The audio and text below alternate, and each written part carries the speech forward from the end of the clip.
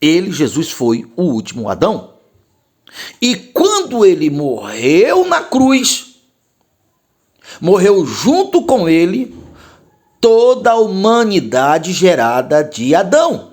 Porque por um só homem entrou o pecado na terra e a morte passou a reinar sobre todos os homens. E esse homem do pecado, gerado de Adão, mas pelo Espírito do nosso adversário, então fez pessoas, não semelhante a Deus, mas semelhante ao nosso adversário. Por isso o mundo está no maligno. O diabo é o pai dos nascidos fora depois que Adão pecou. Então Jesus assumiu a nossa identidade, a nossa maldição, foi maldito por nós, assumiu toda a nossa culpa e levou para o madeiro, para a cruz. Veja só, ele matou, junto com ele morreu toda a humanidade. Toda a humanidade morreu juntamente com ele na cruz. E ali encerrou todo o círculo, toda a semente, extinguiu a semente do homem do pecado, dos filhos de Adão. Por isso você precisa olhar que Adão, ele é um representante de uma espécie. E também só existe duas espécies. De todos os seres do mundo só existem duas espécies. Os representantes de Adão e os representantes de Cristo. Os representantes de Adão, que Jesus foi o último dele, não porque ele falhou, não porque ele pecou, não porque ele desobedeceu, mas porque ele assumiu essa identidade, a nossa culpa. E ele, ao morrer na cruz, ele matou toda essa genealogia. Ele matou o homem do pecado. Esse homem não ressuscitou, está morto. Por isso o mundo está morto e Deus não é Deus de mortos. O mundo está morto. Então, essa primeira parte você precisa entender para entender a segunda. E a partir daí o que aconteceu? A morte não segurou o nosso Jesus, o nosso Salvador.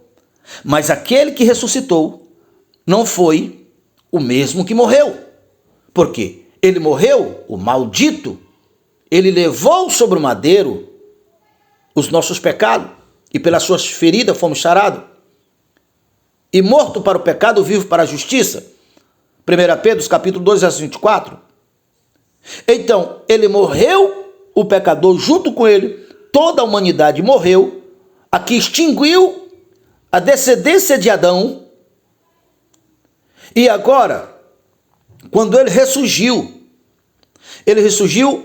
uma espécie nova, nunca tinha existido na terra, no campo dos humanos, essa espécie que tinha vencido a morte. Por isso, todos que estão em Cristo vencem a morte. E quando ele ressuscitou, a mesma Bíblia diz, e assim, juntamente com ele, veja que aqui não tem questão tempo, passado, presente, futuro, porque Deus já nos abençoou em Cristo antes da fundação do mundo. Quando o homem chega até Cristo, primeira parte, ele morreu com Cristo. Está morto. O velho homem morreu. O homem maldito morreu. O que era semelhante a Adão morreu. E quando ele crê em Cristo, ele ressuscita da espécie de Cristo. Um novo homem. Portanto, agora tudo se fez novo. É uma nova espécie. Agora esse homem é a justiça de Deus. Esse homem passou, quebrou a lei, não sei nem que lei é essa, a lei da mortalidade. Ele cruzou a barreira que faz com que um ser humano saia de um reino onde ele era devedor, culpado, que por causa de você morreu, para o reino da eternidade. Isso não é uma brincadeira. Isso não é uma filosofia. Isso é uma verdade absoluta. Quando uma pessoa está em Cristo, que ele nasce de novo, ele agora é da espécie imortal. Ele não morre mais. É da espécie que ressuscitou. Porque assim, juntamente, se nós morremos juntamente com ele também ressuscitamos. E agora essa nova criatura que ressuscitou vai preencher a terra, vai povoar a terra, assim como foi o plano inicial de Deus, povoar a terra. E agora você vê no Apocalipse, na descrição, quando o rei Jesus vier fisicamente assumir o seu governo, vê que não tem mais a árvore da ciência do bem e do mal. Porque não tem mais essa espécie que vai ser colocada à prova. E para nós fecharmos, você precisa entender que nesse exato momento, todos nós que temos o livre-arbítrio, nós temos o livre-arbítrio porque já estamos participando da seleção, digamos assim. Satanás tinha um livre-arbítrio, Adão tinha um livre-arbítrio, e ele, Satanás, pecou, mas ficou um monte de anjos que não pecaram.